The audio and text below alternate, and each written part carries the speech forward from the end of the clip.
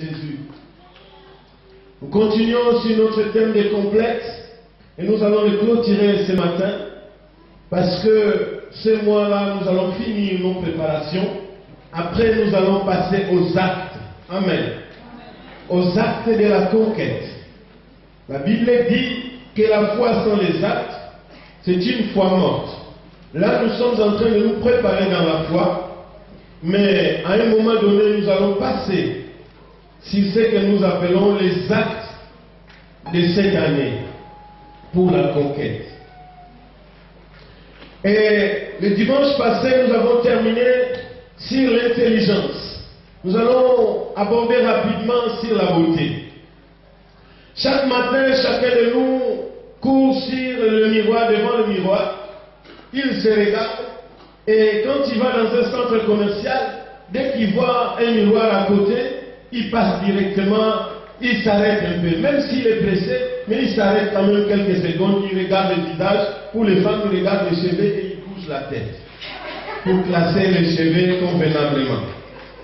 Et donc, la beauté a pris tellement une dimension dans la vie de l'homme ou de la femme.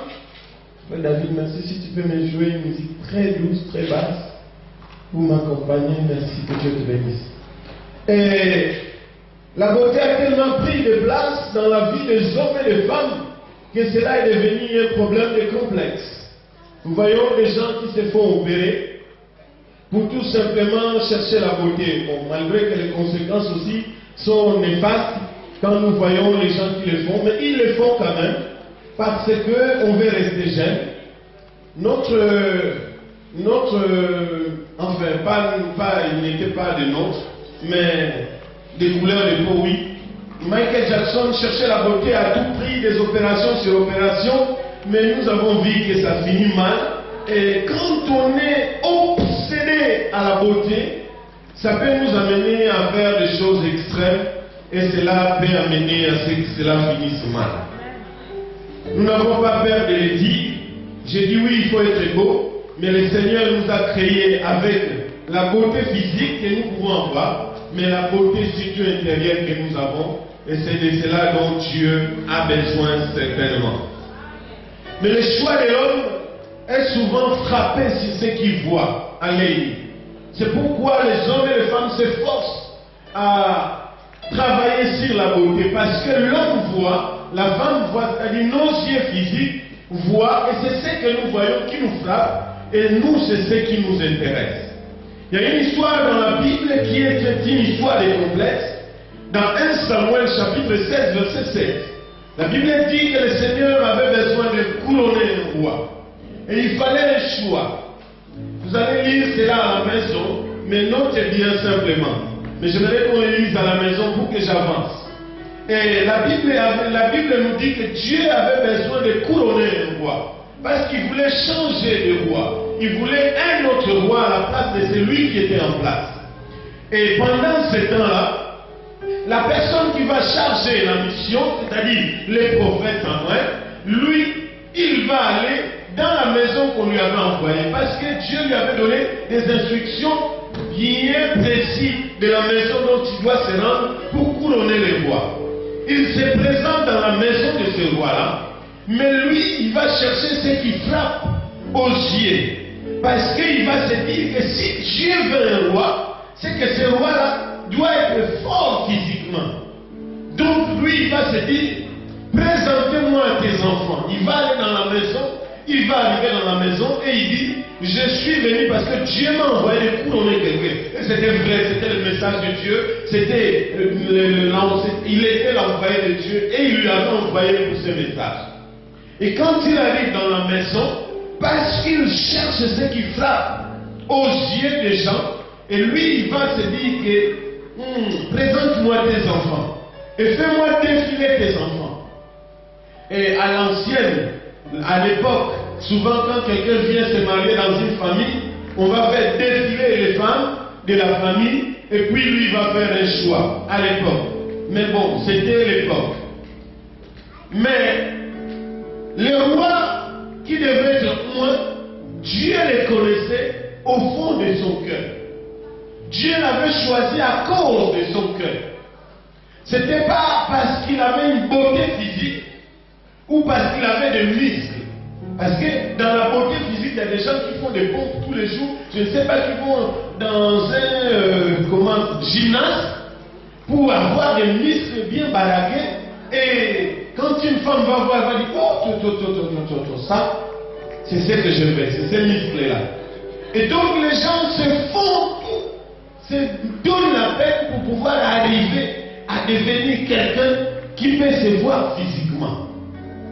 Et donc le roi va dire, non, pardon, le prophète va dire, mon cher, fais-moi passer tous tes enfants parce que moi, je veux quelqu'un qui va être couronné comme roi. On fait passer le premier. Dieu souffle dans les oreilles du roi que ce n'est pas lui. On fait passer la seconde personne. On fait passer défiler tous les enfants. Personne n'a été choisi par Dieu. Maintenant, le prophète va se dire, oh, mais je ne comprends pas. Mais c'est dans cette maison que le Seigneur m'a envoyé de couronner un roi. C'est qu'il y a un problème. Pourquoi je ne vois pas ce roi-là? Est-ce que tu n'as pas un autre enfant? Peut-être un enfant que tu as eu avec une autre femme. Peut-être qu'un enfant que tu as eu, mais tu ne te souviens plus. Est-ce que tu n'as pas un autre enfant? Il va se dire, ah, j'ai un autre enfant, mais lui, il sent mauvais. Parce qu'il est tout le temps avec les chèvres. Il est tout le temps avec les moutons. Lui, là, je l'ai mis là-bas parce que, bon, je préfère qu'il soit là-bas. Et puis, il va lui dire, non, faites-le quand même venir. Quand même venir, parce que, bon, si toi-même le père déjà qui dit ça, donc moi, les prophètes, je ne sais pas ce que je pourrais dire de cet enfant. Mais bon, moi, je sais que le Seigneur m'a envoyé dans cette maison. Fais-le-moi quand même venir. Le Seigneur va dire que voici mon choix. Et David va être choisi. Donc, si ça ne dépendait que de la beauté, David n'avait pas la possibilité d'avoir ce choix. Si ça dépendait que de sa corpulence physique, David n'avait pas de place pour cela. Or, c'est lui qui était plus costaud que les costauds qu'on avait présentés au prophète. Parce que lui, il s'est battu avec les animaux pour sauver tout ce qu'il avait comme troupeau à garder. Lui, il avait une corpulence intérieure insondable. Parce que l'œil physique, humain, ne pouvait pas voir qu'il était costaud à l'intérieur. Mais c'est ce que le Seigneur cherche. Amen. Voilà un prophète complexé.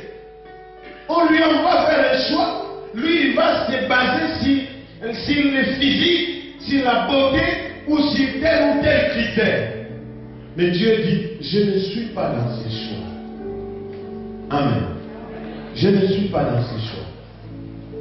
Mon frère et ma soeur, je vais te dire que le miroir tous les jours c'est bien, c'est beau. Mais moi je vais te dire que ce qui intéresse Dieu, c'est ce que tu es à l'intérieur. Amen. Donc plus tu travailles ta beauté intérieure, plus Dieu s'intéresse à toi. Plus tu travailles ta beauté intérieure, plus Dieu commence à te mettre dans une place bien choisie. Plus tu deviens le choix de Dieu. Plus tu vas privilégier ta beauté extérieure, plus Dieu dit celui-là s'appuie sur le physique et moi j'ai besoin de ce qui est intérieur. Amen. Pour ce qui concerne l'intelligence, parce que je vais passer vite, j'ai beaucoup de choses à dire. Le Seigneur dit que l'intelligence vient de la bouche de Dieu. Amen.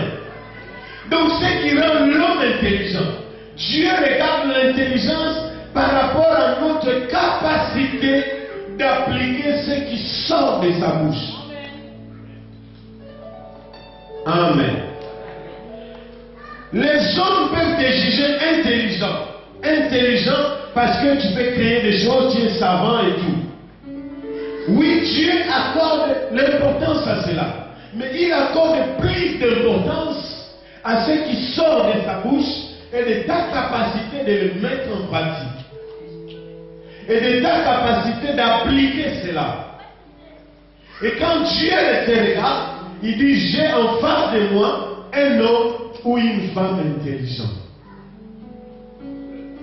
Amen. Ce n'est pas ta capacité de mettre en pratique ce qui sort de la bouche de Dieu.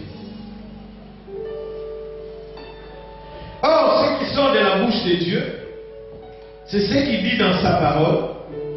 Et donc la valeur de Dieu pour nous, c'est là, dit, tu es un homme ordinaire et lui veut te rendre extraordinaire de ce qu'il dit dans sa parole.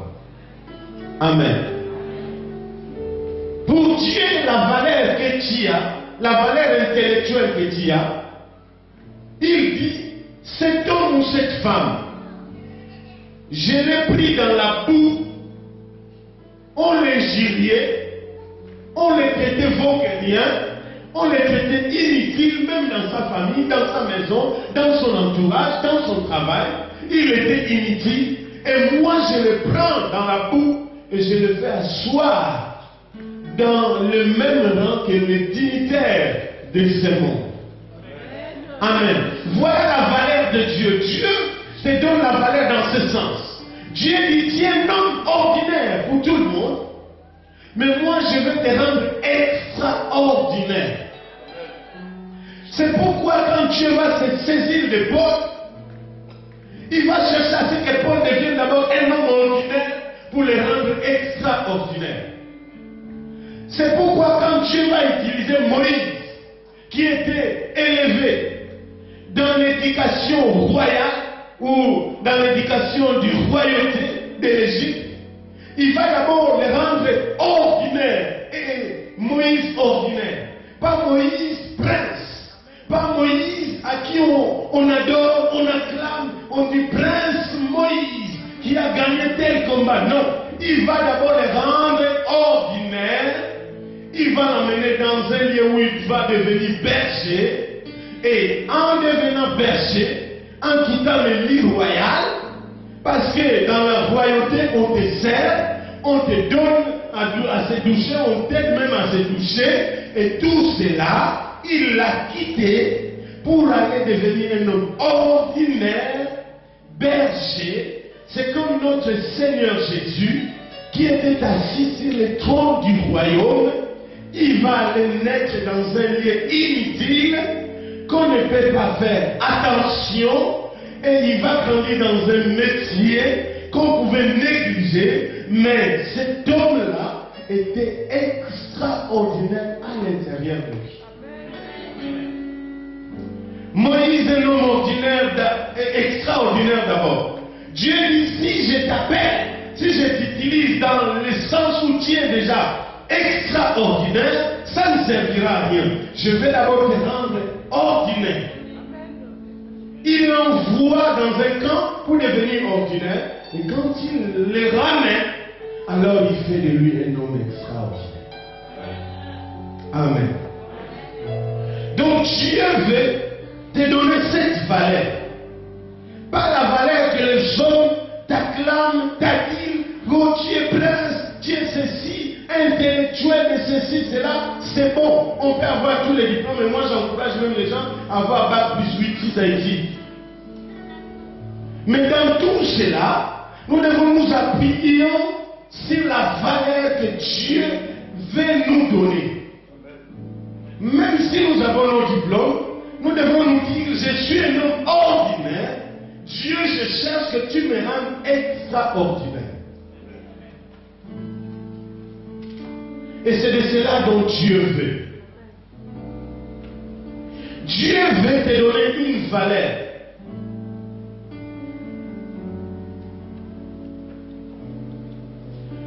Quand tu es inutile, on te néglige. Et il dit, moi c'est toi que je veux me servir. Tu es un élément que je vais saisir pour m'en servir, pour ma gloire. Amen. Voilà un peu, je parlais de l'intelligence, de la beauté, de l'argent. La Bible nous parle d'une grande histoire de la Bible pour la conquête. Parce que ce qui nous intéresse, c'est ça. La Bible nous parle d'une grande histoire de la conquête. Il y a eu plusieurs histoires de la conquête, mais moi je vais prendre une histoire, parce que cette histoire avait commencé dans une position de complexe. La Bible veut que Gédéon puisse faire une conquête. Nous allons les lire dans les livres de Gédéon, chapitre 7, verset 1 au verset 10. Mais lisez-les à la maison. Mais moi, je veux m'intéresser simplement à cette histoire. La Bible nous dit que Gédéon devait aller à la conquête.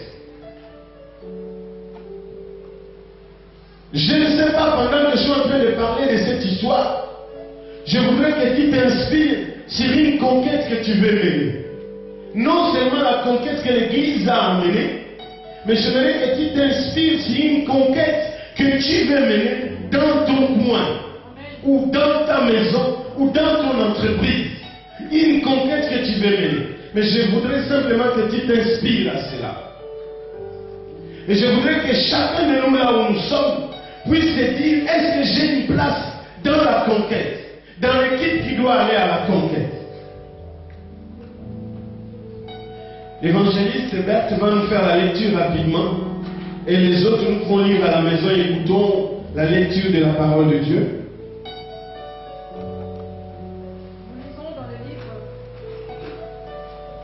Nous lisons dans le livre de Juge. Juge chapitre 6, nous commençons au verset 1. Les enfants d'Israël firent ce qui déplaît à l'Éternel, et l'Éternel les livra entre les mains des Madian pendant 7 ans. La main des Madian fit puissant contre Israël pour échapper à Madian. Les enfants d'Israël se retiraient dans les ravins de montagne, dans les cavernes et sur les rochers fortifiés. Quand Israël avait sémé, Madian montait avec Amalek et les fils de l'Orient, et il marchait contre lui. Il campait en face de lui, détruisait les productions du pays. S'il te plaît, lis le chapitre 7. Lis le chapitre 7. Verset 1 à 10. Chapitre 7, verset 1 à 8. Jéribal, qui est Gédéon, et tous les peuples qui étaient avec lui s'élevèrent de bon matin et campèrent près de la source des Harod. Les camps des Madians étaient au nord de Gédéon, vers la colline de Morée dans la vallée. L'Éternel dit à Gédéon, le peuple que tu as avec toi est trop nombreux pour que je livre Madian entre tes mains. Il pourrait en tirer gloire contre moi et dire, c'est ma main qui m'a délivré. Publie donc ceci aux oreilles du peuple, que celui qui est craintif et qui a peur s'en retourne et s'éloigne de la montagne de Galade. 22 000 hommes parmi le peuple s'en retournèrent et il en resta 10 000. L'Éternel dit à Gédéon, le peuple est encore trop nombreux. Fais-les descendre vers l'eau et là je t'en ferai le triage. Celui dont je te dirai que celui-ci aille avec toi, ira avec toi. Et celui dont je te dirai que celui-ci n'aille pas avec toi, n'ira pas avec toi.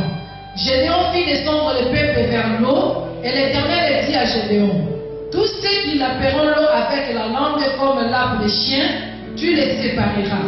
Et tous ceux qui se mettront à genoux pour boire, ceux qui laperont l'eau, en le portant à la bouche avec leurs mains, firent au nombre de 300 hommes. Et tout le reste du peuple se mit à genoux pour boire. Et l'Éternel dit à Gédéon, c'est par ces 300 hommes qui ont la paix que je vous sauverai et que je livrerai Madian entre tes mains. Que tout le reste du peuple s'en aille, chacun chez soi. On prit les vivres du peuple et ses trompettes, puis Gédéon renvoya tous les hommes d'Israël, chacun dans sa tente, et il retint de 300 hommes. Les camps de Madian étaient au-dessus de lui dans la vallée. Amen.